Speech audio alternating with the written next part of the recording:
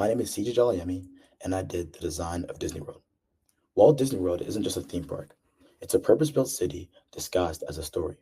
The magic you see on Main Street sits on top of an invisible machine. Transport, utilities, waste, staffing, all choreographed to keep your experience seamless. This talk breaks down why that system works, who built it, the skills behind it, and the values that it encodes. Disney World succeeds because it merges experience design with infrastructure and even governance design. Think of the layers. There's onstage, the guest story, and backstage. The logistics that protect your story when both layers align. The immersion and flow feels effortless. What makes the onstage and backstage so good is that under Magic Kingdom, there's a network of utilities, tunnels moving costumes, trash, and supplies. Characters don't cross the wrong area, and you never see a dumpster run. Automated systems like vacuum trash collection keep the streets clean without breaking the illusion. The show stays intact because operations are literally beneath it.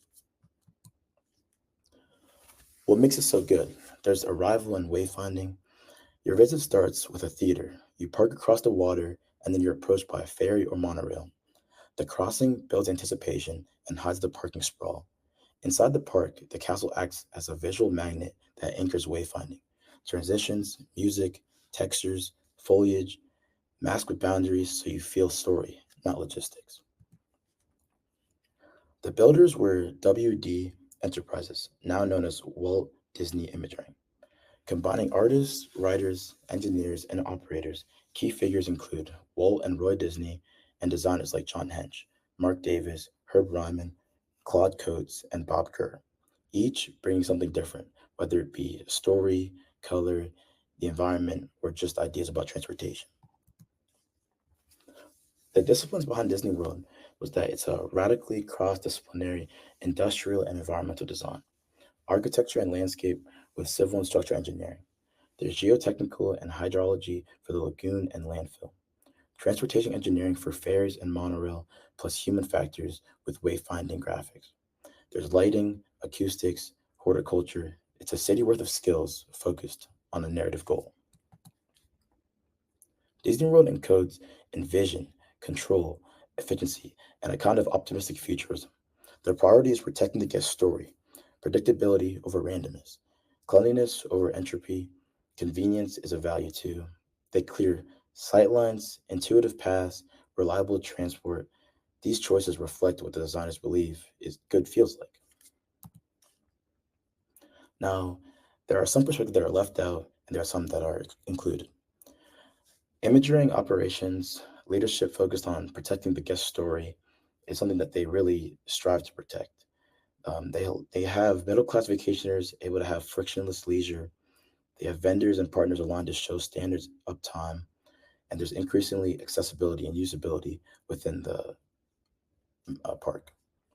Now, what's excluded is that the civic workers there aren't really they're almost invisible to the normal guest. They have constraints where they're not able to really be broadcasted and shown when they're doing all of the work. The guests are filtered by cost with pricing, reservations, and premium upcharges. And there's some disabled and neurodivergent guests that still have difficulty moving through with sensory intensity and the crowd still being very packed. There's also the issue with privacy and equity concerns tied to data driven personalization and queuing. Now, I think Disney World is a great design because it really resonates with me with when I was younger and I went to Disney World. And it was the first time I'd ever really gone to a theme park. I hadn't understood what it would be like, but when I got there, I feel like I was immersed in this other world. Everything lit up, and it truly felt as if I was a character within a Disney movie. Now, Disney World understands that its target audience and know how to captivate them. They are able to attract a crowd of adults by creating a magical park where they can reminisce on their childhood, and they are also able to attract the youth with characters that they're growing up with and create experience that they will never forget. Disney World is also very successful because the experience, infrastructure, and governments are on top of this machinery. And if you apply that to thinking to a campus, app, or neighborhood, what would you hide? What would you script or choreograph to protect the user's story? That's the design challenge that I leave with you.